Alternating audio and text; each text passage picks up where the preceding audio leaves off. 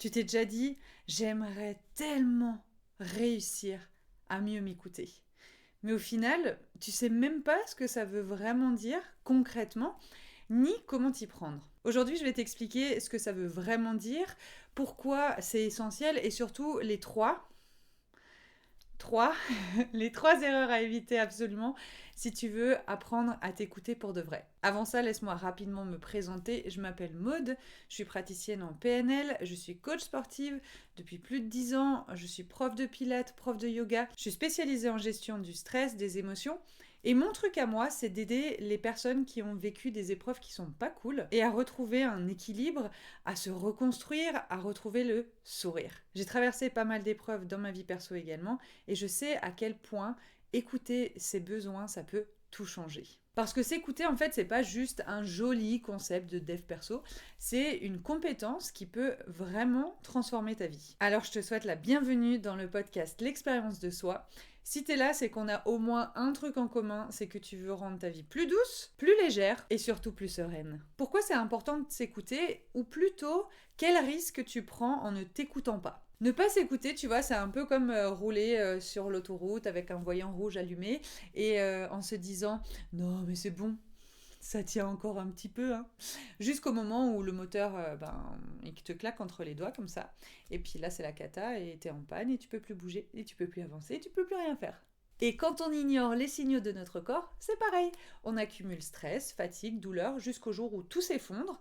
Burn-out, anxiété, crise d'angoisse, séparation, conflit, douleur chronique, irritabilité, maladie, etc., etc.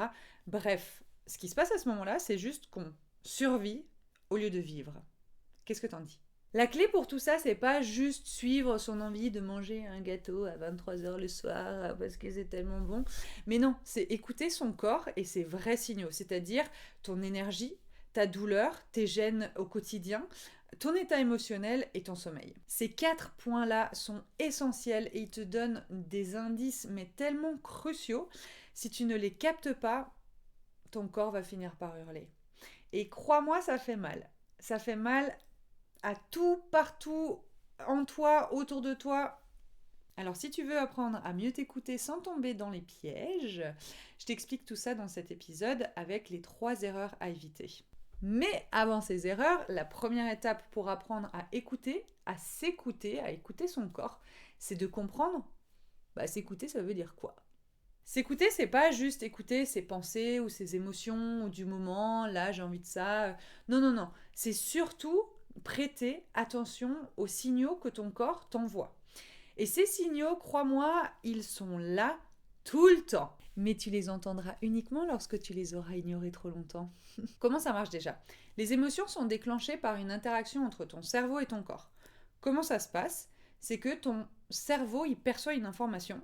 Quand il se passe quelque chose, tu vas avoir tes sens, ta vue, ton ouïe, tes touchés qui transmettent une information à ton cerveau. Par exemple, si tu vois une situation stressante, l'information arrive à ton cerveau, notamment à l'amygdale, pas celle de la gorge, hein, celle dans le cerveau, qui elle est chargée de gérer les émotions. Ensuite, c'est ton cerveau qui analyse et qui interprète, et il va attribuer une signification émotionnelle à ce qui est en train de se passer pour toi. Et donc, peut-être que cette situation, elle peut être perçue comme menaçante ou comme réjouissante, peu importe, ce qui va activer une réponse émotionnelle spécifique. Ensuite, c'est ton corps qui réagit. Après cette analyse, ton cerveau, il va envoyer des signaux à ton corps. Ces signaux entraînent des changements physiologiques, comme par exemple une accélération du rythme cardiaque ou encore des tensions musculaires. Et ça, c'est là où toi, tu vas pouvoir percevoir ce qui finalement se passe dans ton cerveau, dans ton corps. Mais tu les perçois uniquement si tu y prêtes attention et que tu crées de l'espace pour ça. Et enfin, les émotions sont ressenties dans le corps, c'est cette réponse physiologique qui génère la sensation d'émotion. Par exemple, la peur va pouvoir se manifester par des sueurs froides, la colère par des tremblements, un nœud au bide, tu peux avoir la joie par une sensation de légèreté, d'euphorie comme ça. Bref, ton corps et ton cerveau travaillent ensemble. Bon, en vrai, c'est vachement plus complexe que ça. J'ai vraiment essayé de te le simplifier au maximum, juste pour que tu comprennes pourquoi je te parle d'écouter ton corps. Et surtout, je veux que tu comprennes que c'est pas un truc sorcier ou mystique ou ésotérique ou quoi que ce soit, ok? En gros, ton corps, ça va être comme si tu dessinais, tu vois. Quand tu dessines, tu as une image dans la tête et tu vas la dessiner sur un papier et donc du coup tu vas la rendre réelle en quelque sorte, en tout cas tu vas le créer dans la matière. Et ben ton corps c'est un peu la même chose, c'est même tout à fait la même chose, c'est que ce qui se passe dans ton cerveau, dans ta tête, ça va se dessiner, disons ça comme ça, hein, vraiment pour mettre des guillemets, au niveau de ton corps et toi tu vas pouvoir voir de quelle manière ça va être concret mais à travers le corps. Donc, ton corps, il manifeste dans la matière ce qu'il y a dans ta tête. Et le problème, c'est que si tu ne crées pas des moments pour justement pouvoir écouter ton corps, eh ben tu vas finir par l'entendre lorsque ça te pètera à la tronche. Et là, ça fait mal. Burn-out, douleur chronique, fatigue extrême, maladie, ça peut aussi avoir des répercussions extrêmes au niveau de ton environnement, de ton entourage. Bref, c'est un festival de symptômes qui n'est vraiment pas fun. Alors comment ton corps, il parle? Il commence par envoyer des indices très subtils avant que ça ne devienne critique. Des signaux simples à surveiller du genre ton niveau d'énergie. Ok, t'as des coups de barre réguliers? Tu as la flemme pour tout? Peut-être c'est une information. Des douleurs et des tensions? Mal de dos, mâchoire serrée, migraine, digestion en vrac? Non. Ben non, c'est pas juste normal de vivre avec ça, de s'habituer à vivre avec tant d'inconfort. Non, ce n'est pas normal. C'est un appel à l'aide de ton corps. Autres signaux? Tes émotions. Les émotions qui sont récurrentes. Irritabilité, tristesse sans raison, frustration constante, de la colère, de la peur, etc. etc. Ce sont pas juste des humeurs. C'est ton corps qui essaie de te parler. Ah, et puis alors les deux derniers qui sont un petit peu aussi les deux premiers, le sommeil, si tu te sens déjà fatigué en te réveillant, c'est déjà un bon signal. Et ensuite, ton alimentation. Qui c'est qui va se jeter sur du sucre dans la journée ou sur le café pour tenir bon? Ton corps, il cherche juste à compenser. Ce que j'aimerais que tu comprennes, en fait, c'est que si tu ignores ces signaux, c'est comme si tu ignorais le voyant d'essence de ta voiture jusqu'à ce qu'elle te lâche en pleine autoroute, en fait. Ou encore, c'est comme s'il y avait une alarme incendie, tu vois, et que toi, t'étais là genre, oui, bon, c'est un essai, jusqu'à ce que tu vois les flammes. Le corps, c'est pareil, il commence par prévenir doucement, puis ça monte en intensité, et enfin, ça explose. Donc s'écouter, c'est quoi? C'est capter ces signaux avant que ça ne dégénère. Et ça commence par créer des moments pour se poser, pour observer et pour écouter. Au lieu de toujours courir après 1000 choses ou de laisser ton mental prendre le contrôle, fous-toi la paix. Parce que ton corps, il te parle tout le temps et il te suffit de juste l'écouter. Maintenant, parlons de ces 3 erreurs à ne pas faire. Tu veux t'écouter, mais attention, il y a quelques pièges à éviter pour ne pas tomber dans de mauvaises habitudes et c'est là que ton mental adore jouer avec toi. L'erreur numéro 1, ça va être de confondre écouter son corps et écouter son mental. Par exemple, tu te réveilles avec une douleur dans le bas du dos comme ça et tu te dis oh, c'est rien de grave, c'est juste une gêne, ça va passer. Sauf que 3 semaines plus tard, c'est encore là. Et du coup, tu grimaces le matin en te levant. Et chaque matin, en fait, enfiler tes chaussettes, ça devient comme un mini défi olympique. Voilà. Ton corps, il t'envoie des signaux. Une tension qui s'installe, un tiraillement quand tu te penches, une gêne qui fait que tu modifies constamment ta posture. Mais ton mental, lui, il minimise. Bah, c'est rien. C'est normal, je vais pas en faire tout un plat, hein, quand même.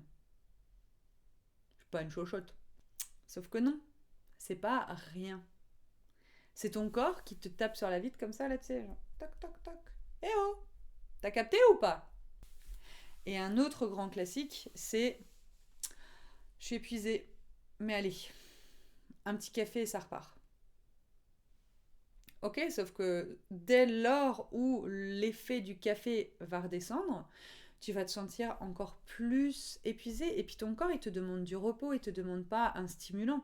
Une fois que t'es redescendu, t'as les paupières lourdes, t'es encore plus vidé, ton cerveau il est en mode brouillard. Et à ce moment-là, c'est un peu comme si ton corps allumait un voyant rouge géant, tu sais, sur le tableau de bord de contrôle, etc., tu vois, dans la voiture, tu vois, genre bientôt plus d'essence, et que toi tu mets juste un post-it dessus, pour pas le voir.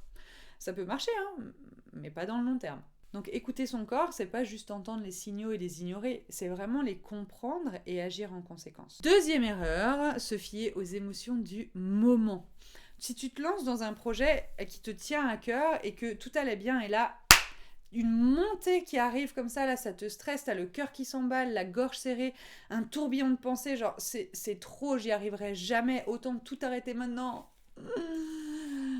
Mais attends, est-ce que c'est vraiment ton corps qui te donne cette information ou est-ce que c'est juste un gros coup de stress de ton mental à ce moment-là? Ton mental adore te jouer des tours. Petit exercice avant de jeter l'éponge. Prends un instant, ferme les yeux, ressens ton souffle, observe ta respiration, connecte-toi à ta respiration. Est-ce qu'elle est courte, saccadée, fluide, profonde? Comment c'est? Juste comment c'est.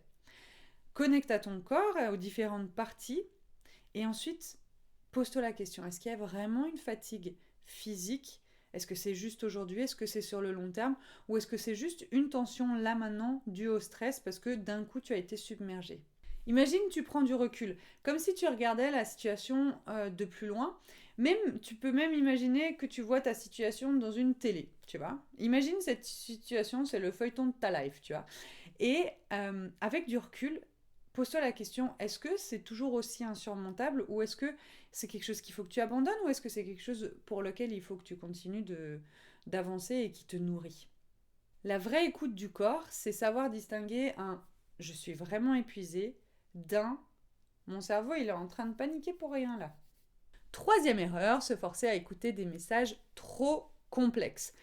T'as mal à la gorge et direct là tu vas plonger dans ton bouquin de symbolique du corps humain. Ah, c'est sûrement un conflit d'expression refoulée depuis l'enfance. Je dois explorer mon rapport à la parole et à l'autorité et tout ça et tout ça. Ok, pourquoi pas? Je les ai aussi ces bouquins. Mais avant de partir dans une psychanalyse avancée, est-ce que tu as pensé à juste tes besoins de base? Comment ça va? Très souvent, le corps, il est bien plus simple que ce que notre mental aimerait nous faire croire.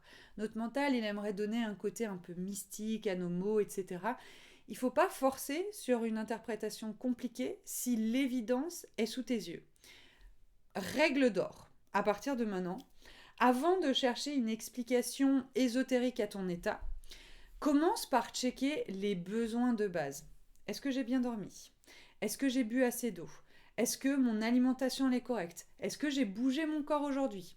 Commence par ces 4 points-là. Commence par l'évidence. Si ça, c'est pas rempli, focus là-dessus, ne cherche même pas plus loin. Et ensuite, si le message persiste, là, oui, creuse plus loin.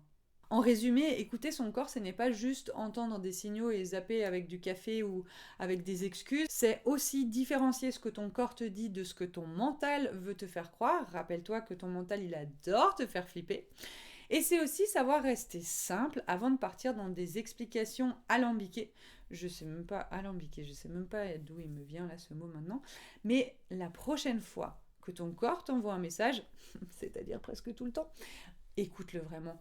Crée-lui de l'espace. La conclusion que j'aimerais t'apporter aujourd'hui, c'est écouter son corps, c'est reprendre le pouvoir sur sa vie. Et ça commence par 3 minutes par jour. Trouve 3 minutes au meilleur moment de la journée pour toi. Ça peut être au réveil, le soir, juste après manger, quand tu attends tes gosses dans la voiture. Peu importe, il y a toujours un moment opportun pour toi. 3 minutes où tu fais rien et où tu n'es pas sur les réseaux en train de scroller parce que on est tous pareils. Pendant ces 3 minutes, fais un scan corporel. Tu fermes les yeux, tu respires et ensuite tu check. Comment tu te sens à l'intérieur? C'est tout, rien de plus, pas d'analyse, quoi que ce soit. Juste prends l'habitude de donner 3 minutes à ton corps pour qu'il puisse te donner des informations, ok? T'as même pas besoin de les traiter dans un premier temps. C'est magique. Rappelle-toi juste, est-ce que j'ai bien dormi, bien mangé, bien bu, bien bougé? Tu l'as compris, s'écouter, c'est pas juste céder à ses envies ou interpréter chaque douleur comme un message ésotérique, c'est avant tout un acte de responsabilité envers toi-même. Et maintenant, pose-toi la question, qu'est-ce que mon corps essaye de me dire en ce moment? Prends ces 3 minutes après cette vidéo et surtout commence à installer cette habitude. Parce qu'au final, s'écouter, c'est aussi décider de se respecter. Et si tu as besoin d'un petit coup de main pour faire le tri dans ta charge mentale, dans ta charge émotionnelle, mon programme Bye Bye Stress, il est gratuit, il est là pour t'aider à y voir plus clair. Dans ce programme, j'ai fait en sorte que tu puisses te libérer du trop-plein et que tu retrouves un équilibre. Moins de stress et plus de sérénité. En signe, non ? Donc rejoins-moi sur Bye Bye Stress et commence dès maintenant à alléger ton quotidien. Le lien pour s'inscrire est en description de cet épisode. C'est gratuit, c'est à faire à ton rythme. Et en attendant, moi je te donne rendez-vous lundi sur ma chaîne YouTube pour notre rendez-vous bien-être avec du yoga, du pilates ou de la mobilité. Et sinon, à jeudi prochain pour un nouvel épisode de podcast. Je te remercie d'avoir écouté cet épisode. Si ça t'a parlé, partage-le, viens me dire en commentaire qu'est-ce qui se passe pour toi quand tu écoutes ce genre d'épisode. Est-ce que tu as envie de partager ce que ton corps te dit en ce moment ? Moi, je suis curieuse de savoir et je prendrai le temps de te répondre. Rendez-vous lundi, rendez-vous jeudi. À la vie.